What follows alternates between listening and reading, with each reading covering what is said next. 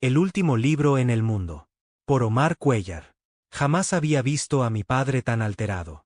Recorría con los dedos de su mano derecha las repisas del único librero que teníamos, para cerciorarse de que no quedase ningún libro allí.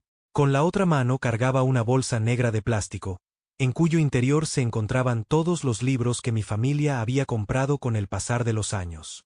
La mayoría eran novelas muy largas que, por mi edad e inclinaciones propias, no me había aventurado a leer, y si lo hubiera hecho, estoy seguro de que no las hubiera entendido.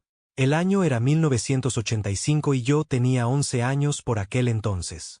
Aún con la bolsa negra de plástico en una mano y una mirada tremendamente alterada en su rostro, mi padre se agachó frente a mí, dejó la bolsa a un lado, y me sacudió con sus brazos. «¿Me prometes que no tienes ningún libro en tu habitación? Promételo. En el nombre de Dios y de tu madre, prométeme que no has tomado ni escondido ningún libro». «Lo prometo», le mentí. Y me quedé paralizado sin saber si me sentía de aquel modo porque jamás había visto y escuchado a mi padre gritarme de aquella forma, o por la mentira que acababa de decir. Luego de tranquilizarse, mi padre salió con premura, y tiró aquella bolsa con todos los libros en el bote de basura. Todos los libros, menos uno. El libro que yo había escondido debajo del colchón de mi cama un día antes de lo que las personas llegarían a llamar con el paso del tiempo la purga. Ahora tengo 36 años. Soy un adulto, pero todavía tengo recuerdos muy nítidos de cómo mi padre me gritó aquella tarde y yo decidí mentirle sin más. No fue sino hasta que cumplí 15 años, que entendí la gravedad del asunto y me arrepentí de haberle ocultado la verdad. No había día que la culpa no me atormentara. Pero ¿cómo es que un niño de 11 años, que carece de un lenguaje adulto, puede comunicarle a un padre por qué un libro es tan importante para él? ¿Cómo podía yo, a los 11 años, explicarle a mi padre que aquel libro me hacía sentir bien, porque cuando lo leía, aparecía en mi mente alguien, cuyo cuerpo y conciencia se sentían más reales que mi propio cuerpo y mi propia conciencia? No fue sino hasta que cumplí 15 años, que me enteré de que todos los gobiernos alrededor del mundo comenzaron a confiscar todas las novelas, cuentos, historias y relatos existentes, en todos los idiomas, para luego deshacerse de estos. Una vez confiscada toda la literatura, los gobiernos y los ciudadanos llevaban a cabo las purgas, donde enterraban, quemaban, y destruían todos los libros impresos que contuviesen alguna historia. Y se preguntarán por qué ocurría esto. Bueno, pues ni yo mismo, siendo ya un adulto, lo puedo entender. Es más, la ciencia y la religión todavía no pueden explicar lo que ocurrió en el año de 1985. ¿Y qué fue lo que ocurrió? Muchas personas lo describen como una histeria colectiva, aunque en lo personal yo creo que fue más bien un momento en el que la humanidad se unió por completo por primera y última vez. Resulta que en 1985 las personas que leían obras literarias comenzaron a darse cuenta de que cuando leían estaban imaginando al mismo personaje. Un personaje que no conocían en la vida real y con el cual empezaban a identificarse. Además de esta característica vicaria, el personaje que aparecía en la mente de todos los lectores, parecía cobrar vida propia, daba la impresión de que disfrutaba vivir en las historias. Distintas personas alrededor del mundo leían distintas obras literarias en distintos idiomas, pero el protagonista siempre era este personaje, y todas las personas entrevistadas coincidían a la hora de describir la personalidad, el atuendo y el lenguaje corporal de este ser imaginario. Cuando este ser se esparció y comenzó a ser imaginado por todos los lectores del mundo, los gobiernos se alarmaron y comenzaron a buscar al ser humano en la vida real que se pareciese a este ente imaginario. Desafortunadamente, nunca dieron con él.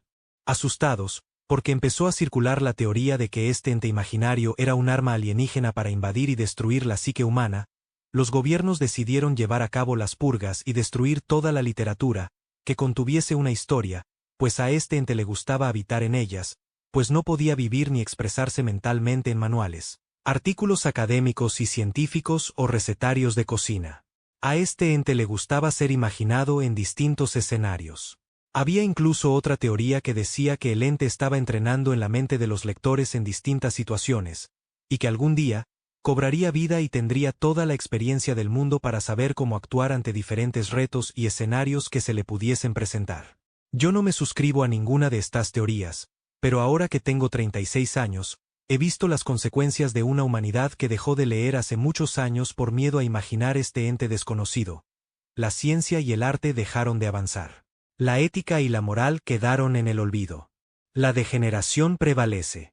Estamos retrocediendo cognitivamente, y todo esto se debe a que, desde que dejamos de producir y consumir literatura, dejamos de producir y consumir posibles escenarios. Posibles escenarios del pasado y posibles escenarios del futuro. Sin atrevernos a imaginar estos escenarios, dejamos la creación de lado. Abandonamos la creación. Ahora solo existimos para comer y existir. La manutención del cuerpo se ha vuelto nuestro último y perenne objetivo, y nadie se atreve a imaginar algo distinto. Nadie puede ahora imaginar un cambio o disrupción del status quo. No obstante, a la vez, nadie sabe que yo tengo el último libro del mundo, y que desde que tenía 11 años, lo abracé y lo escondí debajo del colchón de mi cama, no porque fuese un visionario y pudiese predecir que el mundo colapsaría sin la imaginación que las historias promueven, sino porque simplemente me hacía sentir bien cada vez que lo leía por aquel entonces.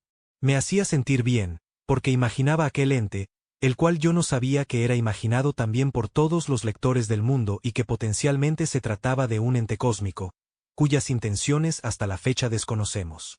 El día de hoy me atrevo a hacer pública esta carta dirigida a los mandatarios y élites más poderosas del mundo para notificarles mi descubrimiento. Hace unos meses di con un misterioso verso, que al parecer tiene el poder de actualizar las intenciones de quien fuera que lo lea.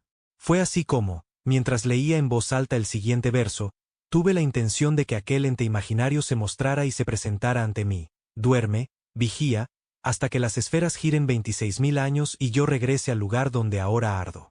Después, otros astros surgirán en el eje de los cielos. Astros que sosieguen, astros que bendigan. Solo cuando mi órbita concluya, turbará el pasado tu puerta. Y esto fue lo que me dijo aquel personaje, que desde hace muchos años llevaba apareciendo en mi mente y en la de todos los lectores del mundo, cuando con una figura y lenguaje humanos, se paró frente a mí y me dijo con una sonrisa en su rostro: mi nombre es Nathan Esseri, y soy un ente cósmico imaginario. He venido a plagar este mundo, porque los humanos me han invocado, pues no quieren vivir solos en este universo.